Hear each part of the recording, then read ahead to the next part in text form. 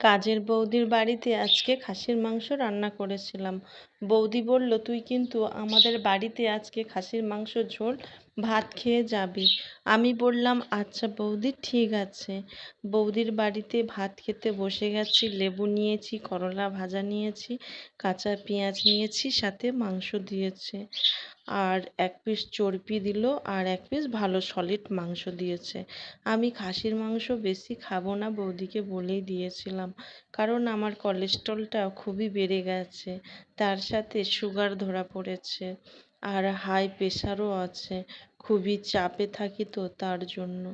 বৌদি বলল, তোকে চিন্তা করতে হবে না, আমি সব কিছুই তোকে অল্প অল্পই দিয়েছি।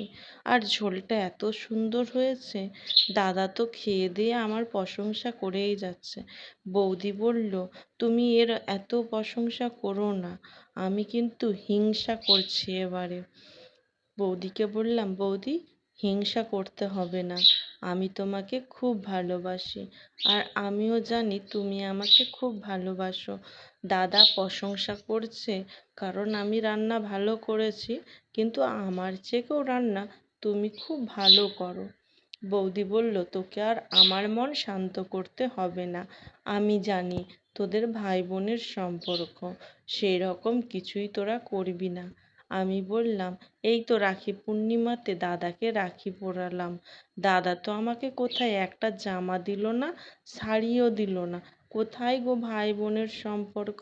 তুমি তোমার ভাইকে রাখি পরালে, তোমার ভাই তোমাকে দুখানা শাড়ি দিল, একটা জুতা কিনে দিল। কোথায়? আমার দাদা কি আমাকে একটা ক্লিপ কিনে দিয়েছে?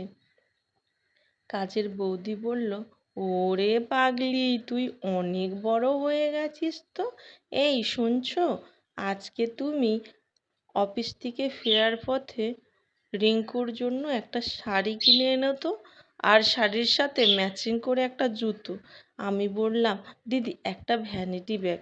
আমার না ভ্যানিটি ব্যাগটা ছিঁড়ে গেছে, কোথাও গেলে একটা জলের বোতল, ছাতা আর টাকার ব্যাগটা আমি নিয়ে যেতে পারি না, হাতে করে যেতে হয়, খুব কষ্ট হয় গো বৌদি।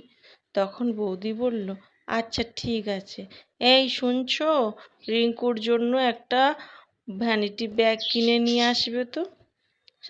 দাদা বলল, আচ্ছা ঠিক আছে, বলে দাদা অফিসে বেরিয়ে গেল। আর সত্যিই মাংসর ঝোলটা খুব ভালো হয়েছে, সিম্পল একদম, অল্প তেল মশলা দিয়ে বানিয়েছি। খাসির মাংসর ঝোল অমনি পাতলা পাতলা হলেই ভালো হয়, তাও দাদা বলল আর একটু পাতলা হলে ভালো হতো, ঝোলটা যেন মোটা হয়ে গেছে। আমি বললাম,